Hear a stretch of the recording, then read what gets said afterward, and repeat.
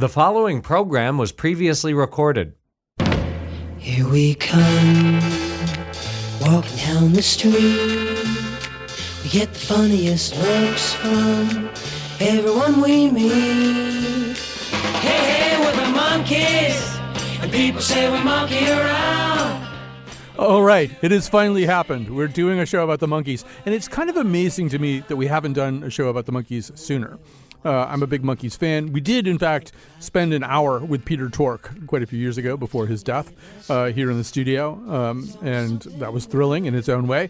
I am an unapologetic Monkees fan from way back. At some point, I am going to tell on this show today a really embarrassing fact about myself, which I have never shared with anybody at all.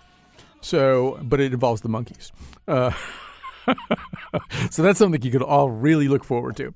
So before we introduce our guests, we have a really great lineup of guests. I should also say that on December 10th, just as I was going on the air, the news broke that Mike Nesmith had died. He is the third Monkee to die. Mickey Dolenz now is the only surviving Monkee, and that was kind of a body blow. And I had been talking to Jennifer LaRue, who's a freelance producer. She had mentioned doing a Monkee show. I said, well, we have to do this now. I mean, we can't delay it any longer. Not because I think Mickey Dolenz is going to die, but it just seems like, we've got to get going on this somehow. So, but the thing I really wanted to do, I was going to say, we have a terrific guest lineup today, including a gentleman who managed the Monkees for 10 years. We have a scholar who's written, even from kind of a sort of feminist point of view, about the Monkees. We have a musician and kind of music writer, whom you'll be meeting in a second. We have a secret special guest, who I will not yet name. But before we do any of that, I want to just quickly tell you a story. And Kat, we're going to go to A4 pretty quickly here. So in 2012, I'm sitting there, like a lot of people in America, watching the latest episode of Breaking Bad, because, as many people know, I also have a meth lab in my basement. And there's some meth lab scene. And behind it, there's no spoken words, just behind it is this music playing. Sock it to me. Floating in the river with a saturated liver, and I wish I could forgive her, but I do believe she meant it when she told me to forget it, and I bet you will forget it when you find me in the morning, wet and drowned, and the world gets round, going down. And even though I'm a big Monkees fan, I was having trouble. I couldn't figure out what song that was. I said to the other person in the room, I know this song, but I don't understand where I know it from, because it fits so perfectly into that moment. And that's one of the things that still strikes me about a lot of these songs. Monkees songs are good songs, and good songs have a lot of durability. And if you had told somebody else that this song had been written specifically for this scene in 2012, that other person would believe you. I think there's nothing particularly dated sounding about that song. But there are other people better qualified to pronounce upon that. You're about to meet one of them, Mark Rozo, a musician and contributing editor at Vanity Fair, who wrote a piece arguing, if that's the right word, that the Monkees are the most influential pop rock band ever. A case he made in our article titled "The Most Influential Pop Rock Band Ever?" The Monkees.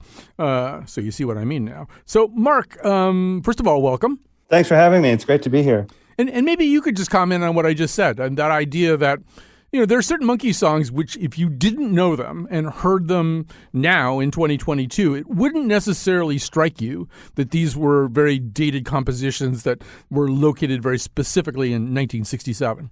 Yeah, I think I love your point about the durability of a great pop song. I think that's absolutely correct. And I think that, interestingly, sometimes things that seem to endure and exist out of time are also the things that really nail their time as well. And I would say that the Monkees certainly did that. And gosh, it was great to hear that snippet of Going Down. I haven't heard that song in a while, although I did hear the Monkees play it live when they came to play a show at Town Hall in the fall in New York City, which is where I live. And it was my one and only time seeing the Monkees, and I was, of course, now so glad that I had that opportunity, but I was really blown away. It was such a marvelous show. The band sounded great. The place was packed. The crowd was a mix of boomers, Xers, millennials, 20-somethings dancing in the aisles, hipsters from Williamsburg. it was, I have to say, it was amazing. I'm pretty sure I saw Marky Ramone there as well, and it showed how much the Monkees' music has impacted multiple generations and continues to. And a lot of that does have to do with the enduring greatness of a lot of those songs. So we'll just remind people that this was a band that was kind of a manufactured thing at the beginning. This was a project by, among other people, Bob Rafelson, who went on to become a legendary movie director, 5 Easy Pieces, Postman Always Rings Twice, and another guy. They recruited some other legendary screen talents, including Paul Mazursky, who I think may have won an Oscar for An Unmarried Woman, but who wrote most of the episodes for this TV show. The idea was there was going to be a TV show, and it was going to be about an aspiring band, and there was going to be something very Beatlesque about them. There would be a little bit of the vibe of Richard Lester's A Hard Day's Night about the style, the comedy style of this. But Mark, I think you would argue that in many ways, these 4 young men who were recruited to do this exceeded what the expectations of their Svengali-like management team were, and really legitimately wanted to be so much more than they were initially being allowed to be. Yeah, I think that's right. I mean, I think Bob Rafelson and Bert Schneider had the good sense to cast 4 guys who were tremendously talented and who actually had careers predating the Monkees in music in one way or the other. And that, I do think that that Rafelson and Schneider did have pretty high hopes for this concoction, the so-called prefab 4, insofar as they had the great idea of creating a band out of these young men living in Los Angeles, putting them on prime time, having them record songs, having the songs in the TV show every week, having the songs released on album, going to radio. We're seeing a very bold 1960s version of the entertainment industry idea of synergy, and it worked like a charm. And as you say, it probably worked beyond anyone's imaginings of how far this thing could go. Here we are in 2022 talking about it. And I'm reminded of this wonderful sentence that Michael Nesmith came up with in his also very wonderful 2017 memoir, which is called Infinite Tuesday. And he said something about how the Monkees started out as being a copy of the 1960s and then became a fact of the 1960s. And that, I think, sums up their phenomenon quite well. I think another thing about them was that there was something. I mean, you couldn't be a Beatle. The Beatles were demigods by the time the Monkees arrived on the scene. They were sort of demigods almost from the jump. But you could sort of imagine yourself. And there was something aspirational. There was an on-ramp or a stepladder about the Monkees that maybe went in the direction of the Beatles, but not that high. You could sort of identify with these people, right? Oh, absolutely. It's such a great point to make, because the Monkees, there's so many layers here. It's almost like metafiction or something. But the Monkees in the show were a band that was not nearly as huge as the Monkees were in reality. They were living together in this pad in LA and maybe not always doing so well. And yeah, you could fully identify with them. And it was a marvelous stroke. And one that actually, in a weird way, I think was a thing that Rafelson and Schneider pulled out of the Beatles phenomenon, where, as you say, almost from the get-go, the Beatles seemed to be full-time residents of Mount Olympus. I mean, they had that impact, and yet there was something super relatable about them. They decided to discard a lot of the usual show business niceties and speak their minds and be smart Alex, and you felt like they were your friends. And that idea was brought into the Monkees show in a very smart way, and very much at the forefront of their appeal. All right, so we have to also deal with this other problem, which is that for a long stretch of time, I mean, I think everybody is now very comfortable being a Monkeephile. But for a long stretch of time, it was just not cool to like the Monkees. This is summed up in a clip from, of course, The Simpsons, when the young Marge Simpson is boarding. She's remembering boarding her school bus with a Monkees lunchbox. This is A5, Kat. Ew, you like the Monkees? You know they don't write their own songs. They do so. They don't even play their own instruments. No. That's not even Michael Nesmith's real hat. So there was a lot of that, right? That the Monkees were inauthentic and the Beatles were authentic.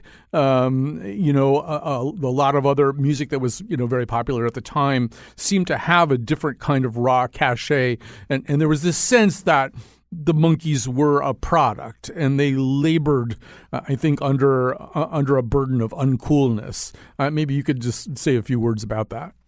Well, I think absolutely that's the case. And that clip from The Simpsons is so funny to listen to because it is actually making fun of that whole idea of taking this all maybe a little bit too seriously. I mean, I have to say, as a Generation Xer myself, I'm not old enough to remember the Monkees when they were in prime time and clogging the AM radio airwaves. I got to them a little bit later in the 70s, and I think that's probably when a lot of Monkees fans were born, when the Monkees TV show was enjoying a very long and robust life in syndication. So to bring it back to the Beatles, let's say if you were into music at that time, Hard Day's Night would come on TV maybe once a year, and it was like an appointment viewing opportunity, and you might get out your Radio Shack tape recorder and tape the thing. The Monkees were on every day after school, week after week, year after year, and that stuff got into your soul almost. And yes, there was always like the cool older brother or sister who would say, they didn't play on the records, which first of all is false. They did play on the records. The first album was mostly played by session musicians from the legendary Wrecking Crew. I'm talking about drummers like Hal Blaine, bass player Carol Kaye. As I mentioned in the piece, the irony here is that band could have blown any so-called authentic 60s band probably off the stage.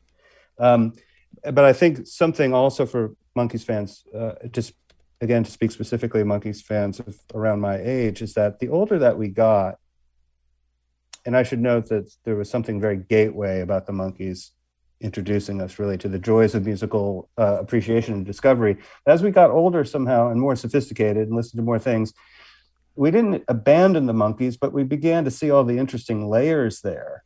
Some of these things that we're talking about, the concoction of the Monkees, the fact that actually they wrote great songs and used great songwriters. They used these legendary musicians. The production of the records were phenomenal.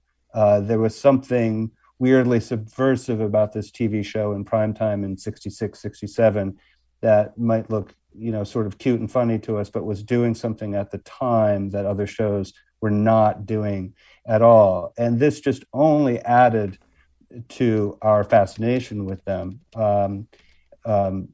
as actually being real and being impactful. I mentioned in the piece, it's sort of a little flippant, but it's true that, the oft repeated sort of joke or incrimination against the Monkees was that, they toured with Jimi Hendrix in 67 and Hendrix actually opened for the Monkees. Wow, how about that? I mentioned that among some of my music snob friends, fellow musicians and writers, that I've probably had more conversations, kind of embarrassing to admit it, about the Monkees than I've had about Jimi Hendrix, as much as I love Hendrix, like all right-thinking people do. That there's something about the Monkees that really, they're endlessly fascinating and occupy this very unique space in our imagination. Absolutely. And I should say another point worth making here, and then we're going to bring in our secret special guest. I mean, Hal Blaine, who grew up about 2 miles from where I'm sitting right now. But Hal Blaine and Carol Kaye and all those musicians, they all played on Pet Sounds too. And oh my God, yes. I mean, nobody went around saying, well, Brian Wilson isn't a real musician. Oh my God, it's such a fantastic point. That's exactly it. And a lot of those people played on early Byrds records, and it's hard for me to think of a band I love more than the Byrds. And of course, who wrote So You Want to Be a Rock and Roll Star, which a lot of people thought was a put down of the Monkees, which I think was more of an indictment of the music industry in general. But yeah, so many wonderful records were made with the Wrecking Crew. And then you go to Motown, think of that amazing studio band, American Studios in Memphis, Muscle Shoals, Stax.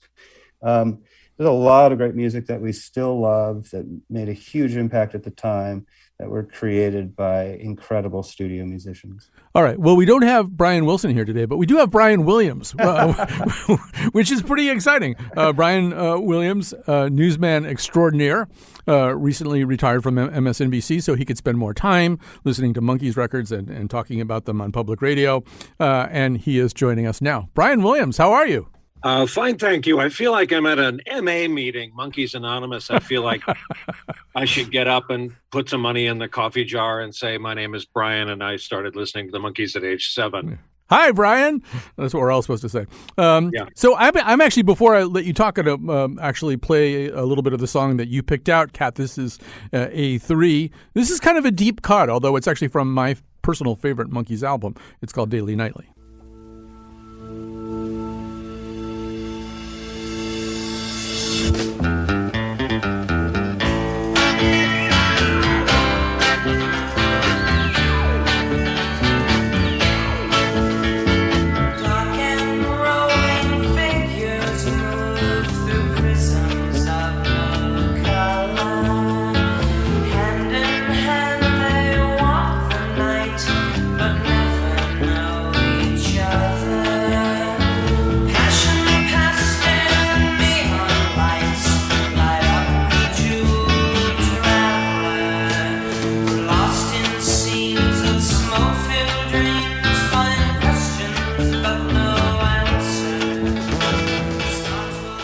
All right. Brian Williams, I want to hear your whole Monkees story, but maybe we can start with why this particular cut. Well, when you're the anchor of nightly news, putting together a daily blog, you would probably call it the Daily Nightly, even if there wasn't a song featuring Mickey Dolenz vocals called the Daily Nightly. And the song itself is truly interesting. It has the feel of a couple of guys sitting around with a new Moog synthesizer saying, what does this button do? What sounds can we make this? And that's exactly, it turns out, what the song is. Right. Mickey owned the third one, I think, ever sold. And this may be probably the first pop song that actually utilized this. So say a little bit more about the Monkees. I mean, how did they come to be important to you? Well, I turned 63, so that puts me right in the sweet spot for Monkees fandom. I was a kid, 7, 8 years old, first exposure age of a lot of Monkees fans, and I couldn't get enough of the photos and liner notes. I mean, I never bought Tiger Beat magazine because I have standards, but I was obsessed with these guys, and Mike was the guy I wanted to be. I could not understand why I couldn't grow lamb chop sideburns at age 8. I did not look as good in a knit hat. Come to find out, there were 7 original knit hats. And I just thought they were fantastic. I knew nothing, to Mark's point, of these 4 guys who later struggled to slip the surly bonds of the Brill Building and break out on their own as musicians. So, first of all, I'll now admit my really, really embarrassing thing, but you have to not tell it to our mutual friend, Mr. Karp, which is I arrived in 1972 on the campus of Yale University with a knit hat, which I wore in a certain way. And I never mentioned this to anybody, but I thought I looked like a monkey. I thought I was sort of approachable and cool in the way the Monkees were. I mean, I emphatically was not. But I'm glad to get this off my chest since we are at an MA meeting. And let me ask you this. Watching you on 30 Rock, you're very funny. And it occurred to me, getting ready for this, that perhaps some of your comic timing, self-aggrandizing comic style that you brought to Tina Fey's material, it's something a little Monkees-like about it. Would you think they might be a comedy influence on you, too? Well, to paraphrase Ed Sullivan, they were the wacky mop tops, and it was a fast pace. Of course, it was edited, and what the ad-libbing we saw that they were allowed to do, the kind of later takes for themselves that were genuinely funny. There was no way to discern that from scripted when we were kids or watching now as adults.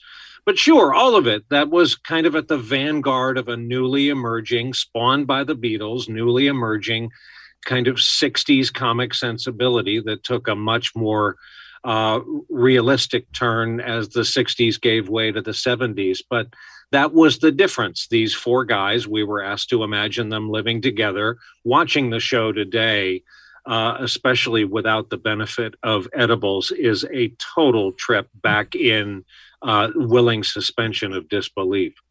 Speak for yourself about the edibles. But Okay.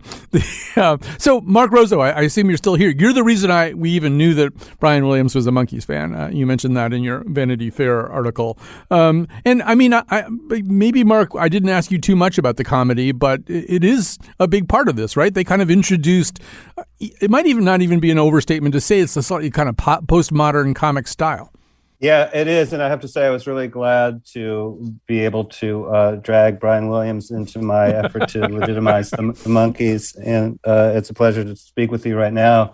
But certainly the comedy of the Monkees was a huge thing for us as kids. And, you saw that continue in Michael Nesmith's amazing polyglot career as he went into the 70s and 80s and made Elephant Parts, which was his very Python-esque series of short videos, which had a lot to do with inspiration behind starting MTV. And in fact, Nesmith won the very first Grammy for video in 1982, I believe. So a huge, huge part of the Monkees' appeal.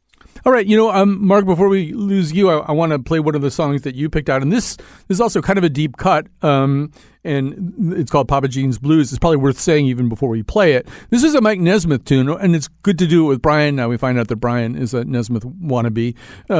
It's a song that Nesmith had been playing kind of on the folk circuit well before he became a Monkee. He played at the Troubadour in L.A. We'll play a little bit of it and then have Mark and possibly Brian as well say something about it.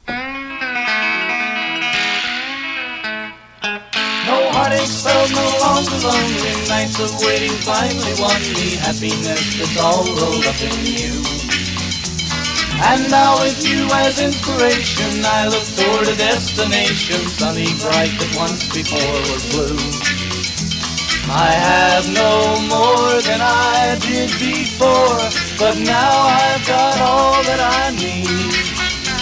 For I love you and I know you love me. So take my hand, I'll start my journey free from all the helpless worry that... Hate to fade it, but Mark, say a little bit about this. Man, it's just so good. As I understand it, that was a very early Nesmith song, one that he had written even before the Monkees. And when he was cast on the show and the conversation turned to the music that they were going to do, Michael came forward and said, hey, I've got some songs, and I think that was one, and he played it for the producers, and the response was, well, that's really nice, but it's not really a Monkee song. The thing that, and Nesmith said, well, I'm in the Monkees. So it did become a Monkee song, one of their early better tracks. Love that Latin percussion. It's just a great funky recording. I think, by the way, because I did a little bit of homework, I think that's Bill Pittman playing bass on that. Another funny thing about this, famously, Stephen Stills was one of the people who auditioned to be a Monkee, as did apparently maybe Harry Nilsson and Paul Williams, not Charles Manson. And Stills kind of got his friend from Greenwich Village, Peter Tork, to audition as well. They didn't like Stephen Stills' teeth, so they didn't use him. But, that could be a Buffalo Springfield song. Sit Down, I Think I Love You could be a Monkee song, right? I mean, the sound wound up not being all that different. Yeah, I think that's right. I think a lot of these guys were hanging out together in L.A., probably hanging out at the Troubadour, playing folk music, equally influenced by Dylan and the Beatles. The Byrds were the ones who got out ahead of that and created folk rock. But a lot of shared influence and I think shared time among people like Stills, Tork, Nesmith, etc. And Brian Williams, that is a nice example of the sound that Nesmith brought. I assume December 10th was a genuinely pretty sad day for you, hearing that he had passed. It was full-on bittersweet, and here's why. I'm minding my own business in New York a decade ago, and I had befriended Jill Cremens, the noted photographer, wife of Kurt Vonnegut, and longtime Monkees fan. She had once traveled on the road and shot some real fantastic photos of the Monkees. And she asked if I'd be willing to go to the Beacon to see what was by then Mickey and Mike, the last two surviving Monkees. I did, and that started a decade-long friendship with Mike. Of all things, just as George was my favorite Beatle, Mike was my favorite Monkee. And we had years enough and time enough for me to totally confess to him that he was the guy this young 8-year-old wanted to be. And it's bittersweet because while Mike was a kind of benevolent stoner overlooking the Pacific Ocean, and I'm so glad you have their manager standing by. He was lovely to me, and I last saw him up at Mohegan Sun when I saw Mike and Mickey play on their farewell tour. I got home that night after the show, this is just a few months back, and said to my wife, Mike's dying.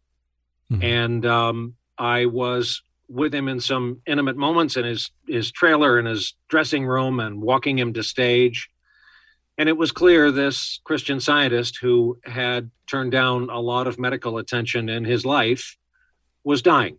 And he wanted to get back to Los Angeles. He wanted this tour to end successfully. But I'm so happy and proud, and what a miracle of modern life that you can grow up from an 8-year-old fan of a group to someday sit back and be texting one of them at his home in California from your office in New York. But he was a delightful guy, an iconoclast, kind of, as I said, a benevolent stoner who was prickly at one point in his career, but was decidedly a kind gentleman in the latter half. Yeah, and I would also join in with Mark to say Infinite Tuesday is actually a really good book, and it's also sprinkled with, obscure Schrodinger quotes and McLuhan stuff, and the guy obviously also was kind of an autodidact in a very good way. Well, listen, Brian Williams, I actually think you may have a future in this public radio business if you get interested. I'm trying. I miss the commercials. What you guys need is commercial breaks, man. Sell some stuff. Yeah, we're going to do one for vinyl replacement windows just to make you feel at home. But thanks for doing this. This is so great. Brian Williams with us, Mark Rosa with us. We're going to take a break. We're going to come back. We're going to look at a couple of other aspects of the Monkees.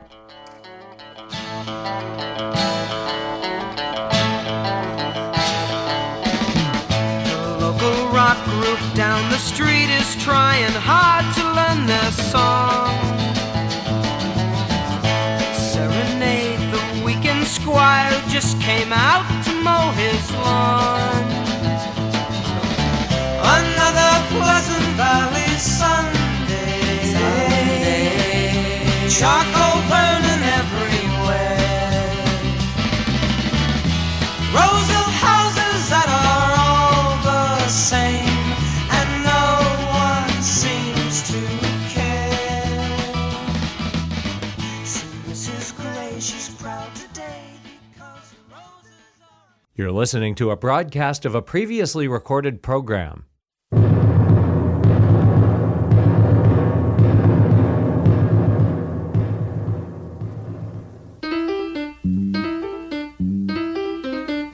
She's a wonderful lady and she's mine, all mine. And there doesn't seem a way that she won't come and lose my mind. It's too easy humming songs to a girl in yellow dress. It's been a long time since the party and the room is in a mess. The four kings of EMI are sitting stately on the floor. There are birds out on the sidewalk and a ballet. Love to play more, but we're already kind of pressed for time here. This is an action-packed show. Joining us now is Dr. Roseanne Welch, Executive Director of the Stephen College MFA in TV and Screenwriting, a writer with credits on Beverly Hills 90210 and Touched by an Angel, and the author of the 2016 book, Why the Monkees Matter, Teenagers, Television, and American Pop Culture. Welcome to our show. Thank you so much. I'm excited to talk about the Monkees any chance I get. Okay.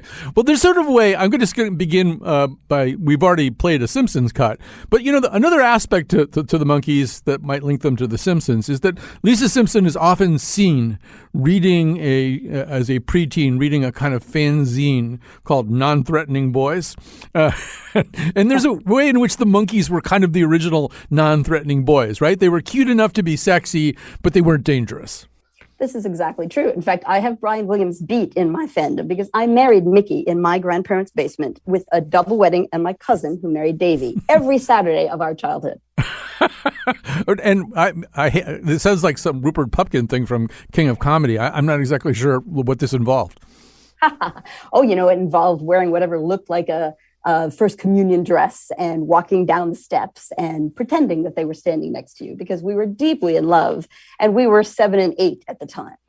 So they were truly safe. So, I mentioned the fact that Rafelson and Schneider, they initially thought that this would be kind of a little bit of an outgrowth or a reverberation on A Hard Day's Night. And Richard Lester famously is a very kind of postmodern director playing a lot with the fourth wall. One of the things that you talk about with the Monkees is that they were very, very good at this thing, but just subtly and sometimes directly calling attention to the artifice of being on a TV show. They were. It's what we would call in the scholarly world, we call that metatextuality. And I was going to call the book The Magic Metatextuality of the Monkees, but the publishers were afraid that would be too academic for people. All right. And just to give people a sense of the metatextuality, Kat, we're going to do B1 right here from the show. So that's what it's all about.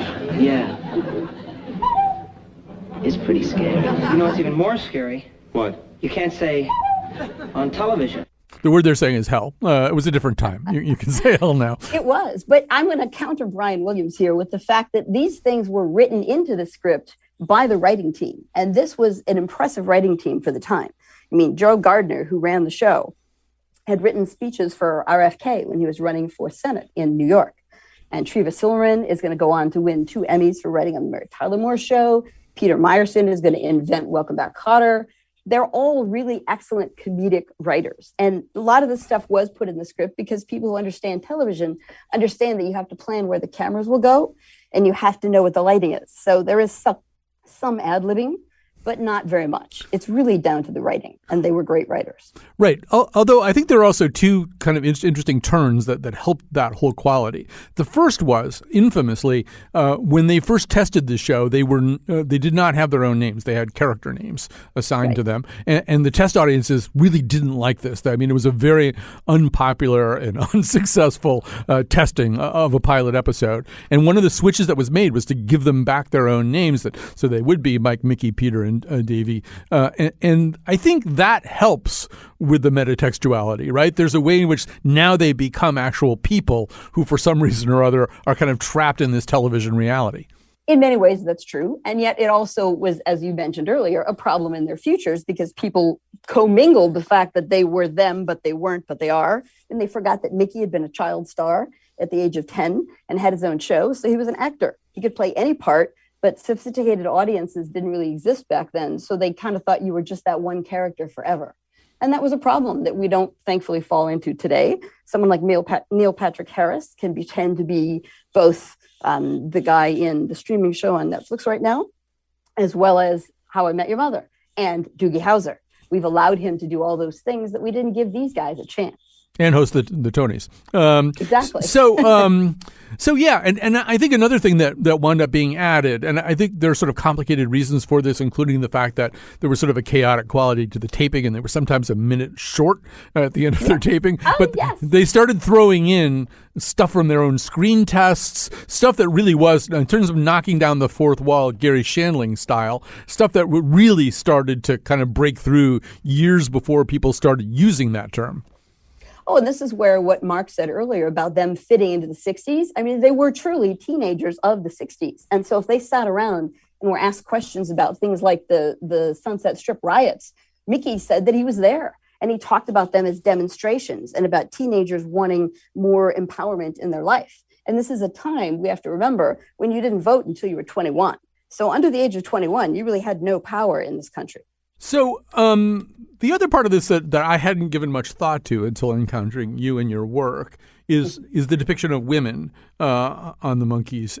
And you make the case that, this is the mid-'60s, and this is sort of the tail end of Beatlemania. So our understanding of what girls or young women did was scream and cry and faint in the presence of rock stars. You make the argument that on the Monkees TV show, they did much more than that. I was a little worried when I went to study the show because I thought, oh gosh, what if I'm going to be embarrassed by how stupid the women are on this show? But I discovered in 58 episodes, every single girl they met had a job, whether they were journalists or musicians. Dean Martin's daughter, famously, Deanna Martin, played in the episode Some Like It Lukewarm as a rock and roller. And they all had jobs. Even in the pilot, we meet a princess, which is very reminiscent of Audrey Hepburn in Roman Holiday. And that's a job, and she chooses her work. And I think that message, I always say, maybe embedded in me the idea that if you wanted to marry a monkey, you had to grow up to be a feminist. So let's hear a little clip. This is B2 Cat from that very pilot, from that very princess. What's the matter?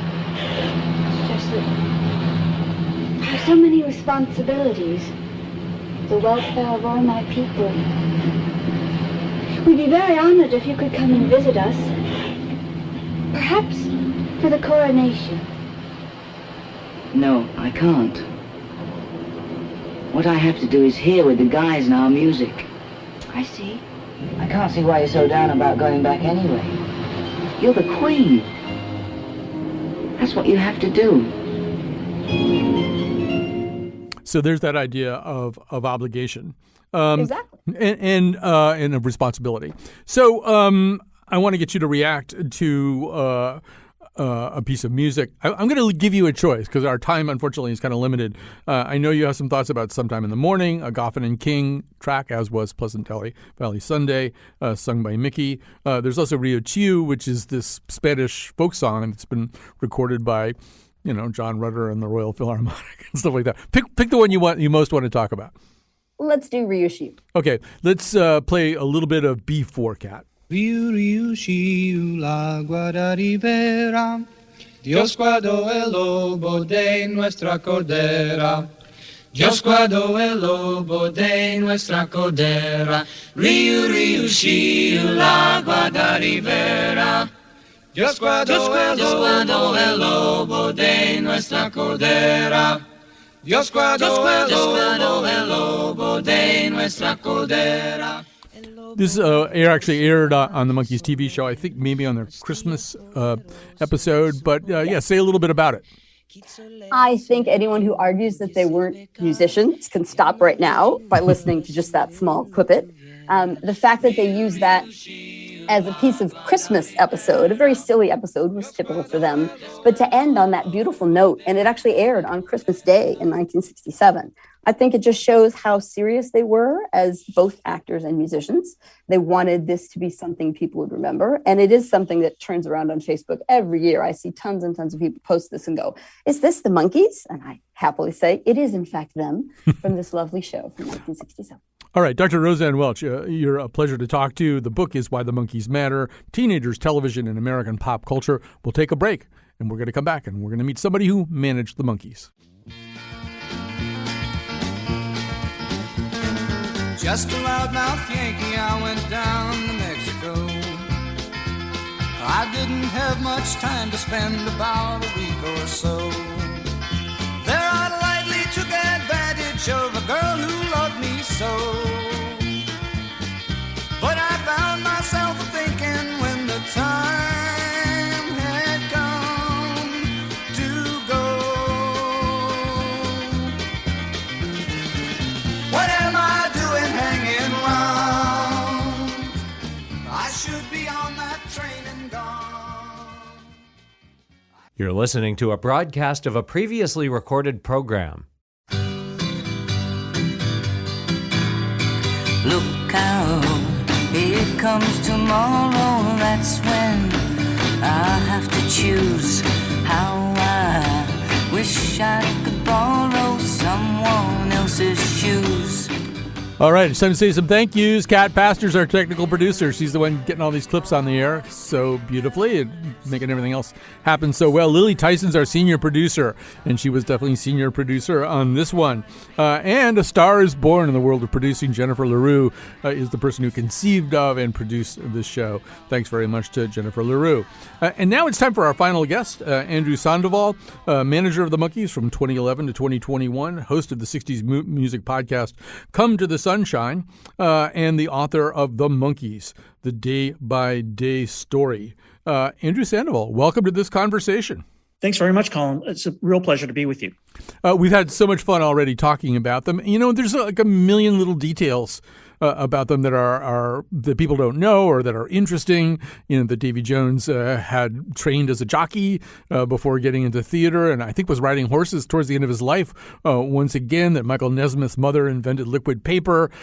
Here in Connecticut, we know that Peter Tork was the son of, I think, an economics professor at the University of Connecticut. But you really knew these people. You knew them as people. And I just maybe begin by saying, you know, we also hear, I mean, it's even in Nesmith's book, they didn't always get along. Nesmith says that he sometimes was trying to just watching even fistfights unfold among the other three. But who were they most of the time? What were they like to work with?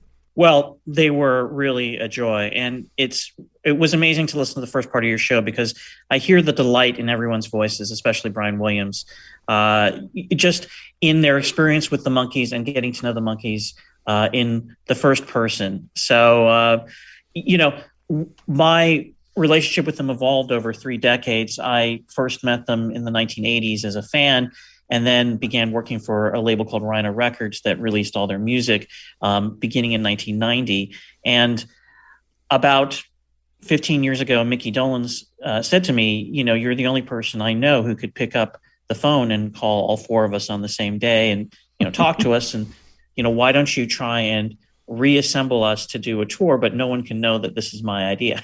And he was smart about that because, you know, in any creative situation, I'm sure with every one of your guests and everybody who's been in the group or worked on a radio show or anything, you know that it takes a lot of people together working together, but not everybody wants to do the same thing. And the Monkees certainly never wanted to do the same thing, but they had to feel there was some sort of commonality. And I became an intermediary between the 4 of them to sort of join up their ideas and bring them out back to the public. You know, it's like watching a movie and knowing there's a better way to end this. So it was my function to bring them, especially back to the live concert stage 10 years ago.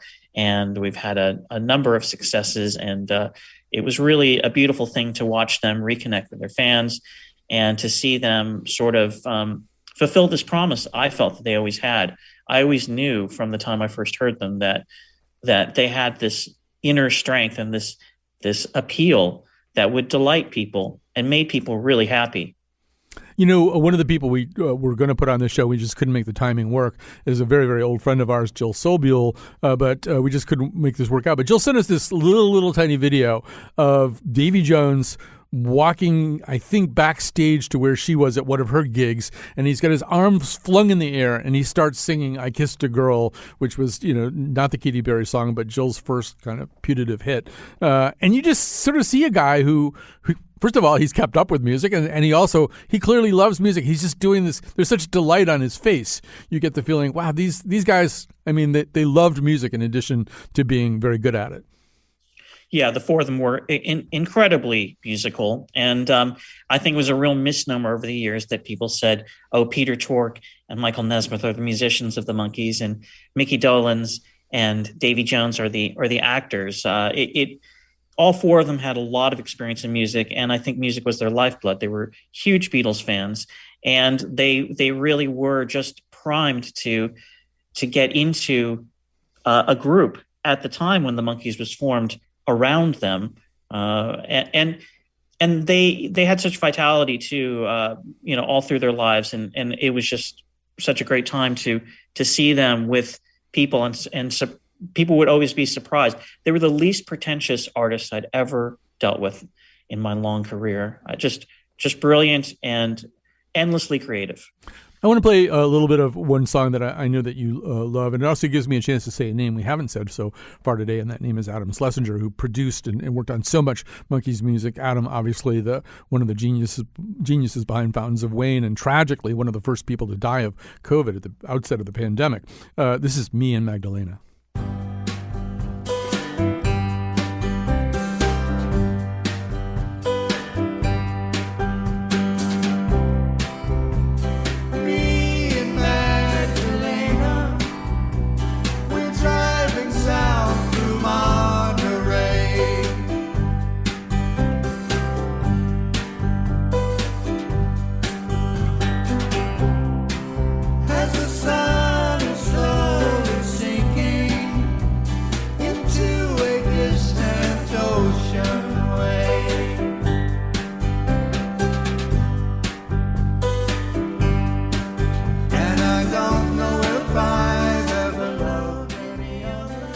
You know, once again, I said this at the beginning of the show, Andrew. If nobody knew this song and I told you it was recorded last week, I mean, I think that would be quite believable that some alt country band had recorded this song.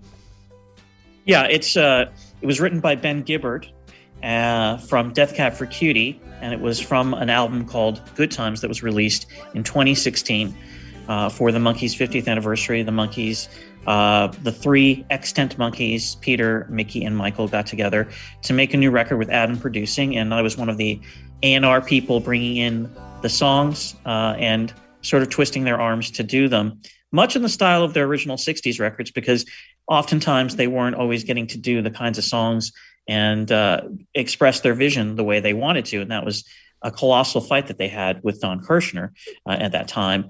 But ultimately, all of those interesting left turns they took musically added up to why we're still talking about them today, I think. And again, you know, we got this demo in from Ben Gibbard, and initially Michael Nesmith wouldn't listen to it. I had to write him and call him several times. And then when he did, he ended up striking up this brilliant friendship with Ben. And it was really beautiful to see the two of them interact and sing together. And Adam did just a brilliant job of arranging it. It's quite different from the demo. So to me, it was like working on that record was really seeing the whole process of the Monkees in play as it was in the 1960s. And I thought if one good song comes from this record, it will be worth doing. And instead, we got a whole album of good music. And I think it's one of the most impressive feats for a band of that era to come back and do. Adam Sandoval, I wish we had more time. There's so much more to say. We never, in the course of this hour, even talked about the movie Head, which was written and produced by Jack Nicholson and Bob Rafelson. So much more to say, so little time. Great to talk to Andrew Sandoval, manager of the Monkees for 10 years and the author of The Monkees, The Day-by-Day Story. Thanks again to Jennifer LaRue for producing this, and let's go out with, you know, one of everybody's favorite Monkees tunes. Then I saw her face. Now I'm a believer, not a trace. Put out in my mind, I'm in love. I'm a believer, I couldn't leave her if I tried.